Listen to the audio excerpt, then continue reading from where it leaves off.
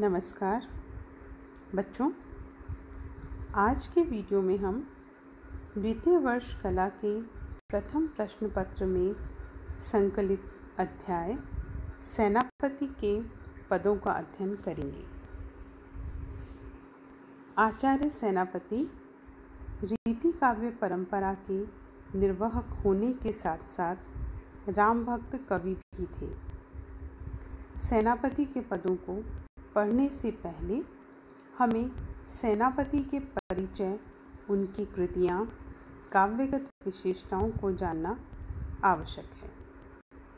कवि के परिचय को समझने के उपरांत संबंधित पदों को समझना बहुत ही आसान हो जाता है। इसलिए आप सभी जब भी किसी रचना को पढ़ें, चाहे वो गद्य हो या पद्य, उसके रचनाकार को आवश्यक रूप से पढ़ें।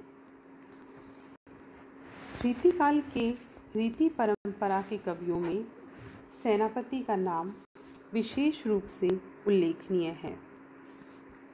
सेनापति के पितामह का नाम परशुराम दीक्षित और पिता का नाम गंगाधर दीक्षित था। इनके पिता गंगा के किनारे अनूप बस्ती में रहते थे। यह निश्चित रूप से नहीं कहा जा सकता कि अनूप बस्ती अनूप शहर ही है अथवा अन्य कोई स्थान। जनश्रुति के अनुसार सेनापति अनूप शहर के निवासी थे। बहुत से विद्वान सेनापति तथा संस्कृत के प्रसिद्ध विद्वान भट्ट नागेश दीक्षित को अभिन्न मानते हैं। इस अभिन्नता का आधार यह माना जाता है कि भट्ट नागेश दीक्षित भी उसी समय के हैं तथा वे भी गंगा के किनारे रहा करते थे। सेनापति की रचनाओं के अध्ययन से यह भी ज्ञात होता है कि वे संस्कृत के प्रकांड पंडित थे। लेकिन सेनापति और भट्ट नागेश दीक्षित को एक मानना समीचीन प्रतीत नहीं होता। इसका कारण यह है कि नागेश भट्ट के पिता का नाम शिव भट्ट था। वे श्रृंगवेरपुर के महाराज रामदत्त के आश्रम में रहते थे। इनके गुरु हरि दीक्षित थे। नागेश भट्ट संस्कृत के प्रसिद्ध व्याकरण थे और उनकी किसी हिंदी रचना का कोई उल्लेख नहीं मिलता। इसके अतिरिक्त इस बात का भी कहीं कोई संकेत नहीं है कि इनका उपनाम सेनापति था। ऐसी स्थिति में सेनापति तथा नागेश भट्ट को अभिन्न मानना दुरारूढ़ कल्पना ही प्रतीत होता है। सेनापति की दो रचनाएं मानी जाती हैं, कवित्त रत्नाकर तथा दूसरी है काव्य कल्पद्रुम। इनमें से अभी तक कवित्त रत्नाकर ही मिली है। कतिपय विद्वानों का विचार है कि कवित्त रत्नाकर और काव्य कल्पद्रुम एक ही ग्रंथ है। कवित्त रत्नाकर में 5 तरंगे, 394 छंद हैं।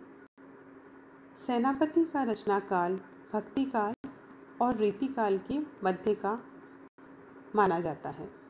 अतः इनकी रचनाओं में इन दोनों प्रवृत्तियों के दर्शन दिखाई देते हैं।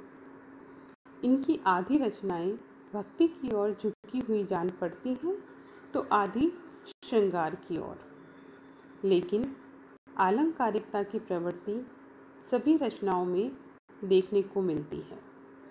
अलंकारों की दृष्टि से इनका प्रिय अलंकार श्लेष है। श्लेष योजना की दृष्टि से केवल केशवदास ही इनकी समानता रखते हैं।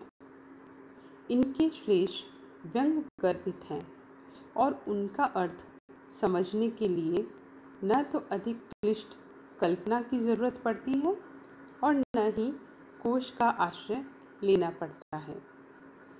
सेनापति के काव्य का सर्व प्रमुख वैशिष्ट्य ऋतु वर्णन है। इनके ऋतु वर्णन संबंधी छंद इस तथ्य के परिचायक हैं कि इन्होंने प्रकृति के विभिन्न क्रिया व्यापारों का कितना सूक्ष्म निरीक्षण किया था। यह इनकी सूक्ष्म निरीक्षण शक्ति का ही परिणाम है कि इन्होंने शरद, ग्रीष्म और वर्षा ऋतु के मार्मिक वर्णनों के साथ साथ इन तीनों के संधि स्थल के प्राकृतिक सौंदर्य के भी अत्यंत मार्मिक चित्र उकेरे हैं।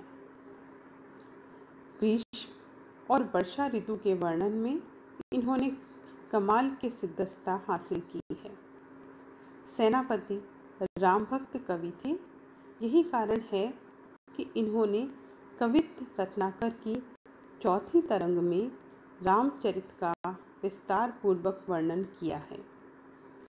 यह बात दूसरी है कि इस वर्णन में राम के जीवन की समूची कथा को आधार बनाने के स्थान पर कतिपय प्रमुख घटनाओं को ही आधार रूप में ग्रहण किया गया है।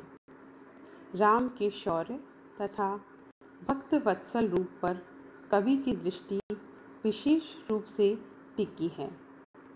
सेनापति ने श्रृंगार के भी अत्यंत रसीले चित्र उकेरे हैं। परकीय नायिका संबंधी प्रकरण से इसी कथन की पुष्टि होती है। बच्चों, सेनापति ब्रज भाषा के सिद्ध कवि हैं। प्रवाह युक्त भावानुकूल भाषा प्रयोग इनके काव्य की उल्लेखनीय विशेषताएं हैं। इनकी भाषा में भाषा के तीनों गुण ओज, प्रसाद और माधुर्य का सहज संगुम्फन है। इन्होंने संस्कृत निष्ठ शब्दावली का प्रयोग करते हुए सहजता का ऐसा ध्यान रखा है कि उसमें कहीं भी क्लिष्टता नहीं आ पाई है। इनके काव्य में फारसी भाषा के तद्भव रूप की प्रधानता दिखाई देती है। छंदों में लय का ऐसा सुनिश्चित और सुनियोजित संगुम्फन है कि उनकी पंक्तियां नर्तकी के पद संचार का सौंदर्य बिखराती दिखाई देती है। शब्द चमत्कार और उक्ति चमत्कार के समुचित योग से इनकी प्रतिभा और सूझबूझ का परिचय प्राप्त होता है। ये कुछ ऐसी विशेषताएं हैं जिनके कारण इनकी रचनाओं की अपनी एक अलग पहचान है। अपनी इस अलग पहचान के कारण ही ये प्रीतिकाल के उल्लेखनीय कवि माने जाते हैं। पाठ्य पुस्तक में संकलित अंश सेनापति द्वारा रचित राम कथा का अंश है तथा साथ ही साथ उनके ऋतु वर्णन के वैशिष्ट्य को निरूपित करने वाले अंश भी इस पुस्तक में हैं। राम कथा से संबंधित काव्यांशों में 3 बातों पर विशेष जोर दिया गया है।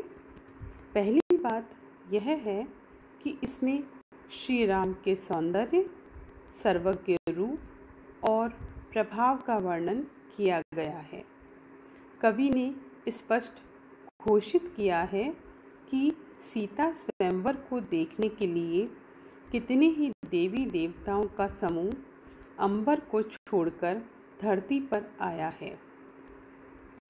सीता स्वयंवर की शोभा का वर्णन, उसकी अद्वितीयता का उल्लेख करते हुए कवि ने जनक की सभा का सौंदर्य और उसकी मधुरिमा के साथ साथ मर्यादित स्थिति का वर्णन भी किया है। संपूर्ण वर्णन के पश्चात कवि यह स्पष्ट चित्रित कर देता है कि सभी देशों के बड़े बड़े नरेश और राजकुमार शिव धनुष को तोड़कर सीता को प्राप्त करने की लालसा से वहां आए थे, परंतु कोई भी सफल नहीं हो सका। अंततः राम ने उद्देश्य पूर्ण किया और सीता ने राम की सुंदर कांति को देखते हुए उनके गले में जयमाला डाल दी। ऋतु वर्णन शीर्षक से जो पद पुस्तक में दिए गए हैं वो भी सेनापति के प्रकृति विषयक सूक्ष्म निरीक्षण और उनकी सौंदर्यानुभूति को उद्घाटित करने वाले हैं। ऋतुराज बसंत के आगमन और उसके प्रभाव का वर्णन कवि ने बड़ी भावुकता के साथ किया है। इसी क्रम में ग्रीष्म ऋतु का वर्णन करना भी वे नहीं भूले हैं। संकलित अंश में 2 पद्यांश ऋतुराज बसंत के सौंदर्य से संबंधित है और शेष 2 ग्रीष्म ऋतु के प्रभाव को व्यक्त करने वाले हैं। भाव के अनुसार भाषा का प्रयोग तो यहाँ द्रष्टव्य है ही, साथ ही साथ कवि प्रतिभा और उसकी सूक्ष्म निरीक्षण शक्ति का प्रमाण भी सरलता से सेनापति के पदों में दिखाई देता है। धन्यवाद।